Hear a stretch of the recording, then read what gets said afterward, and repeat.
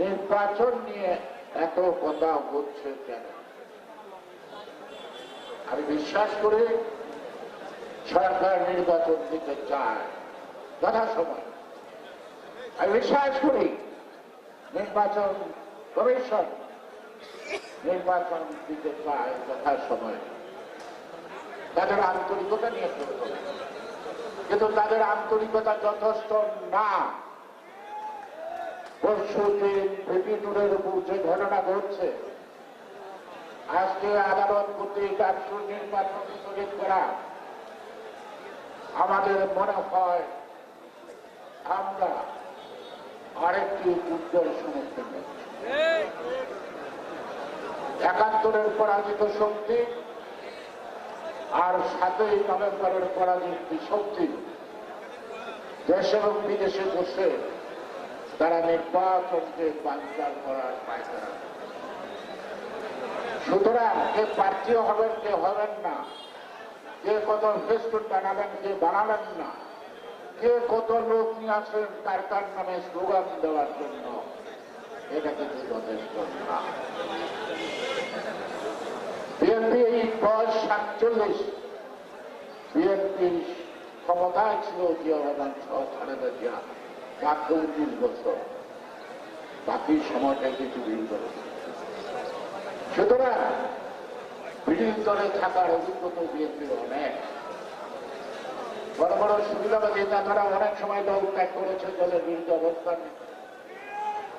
কিন্তু তৃণমূলের কর্মীরা কখনো বিএনপির বিরুদ্ধে যায় নাই, খালেদা জিয়াকে ছেড়ে যায় নাই, তারেক রহমানকে ছেড়েও যায় না। তাহলে বিএনপি হল তৃণমূলের দল, বিএনপি হল জনগণের দল। বিএনপির সাথে জনগণ আছে, সাধারণ কর্মী আছে।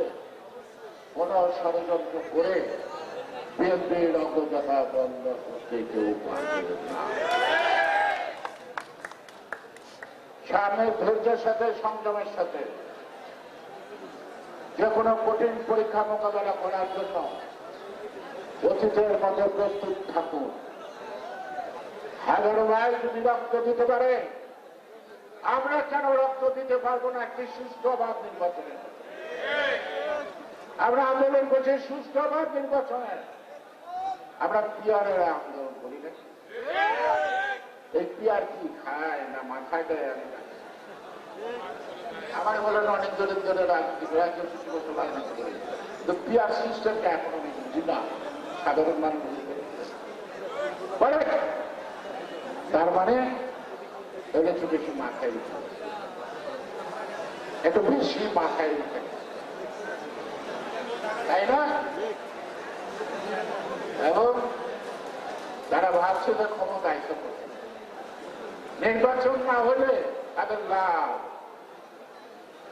আর নির্বাচন হলে পিয়ারের সংখ্যা কত দাঁড়াবে, কত ভোট পায়, সে কারণেই আমাদেরকে চেষ্টা করছি, যেমন সবাই মিলে হাসিনার বিরুদ্ধে আন্দোলন করছি, আমরা সবাই মিলে এই নির্বাচনটাকে নিশ্চিত করার জন্য ধৈর্যের সাথে সামনের দিকে পথ। আপনাদের সবাইকে ধন্যবাদ। বাংলাদেশ জিন্দাবাদ।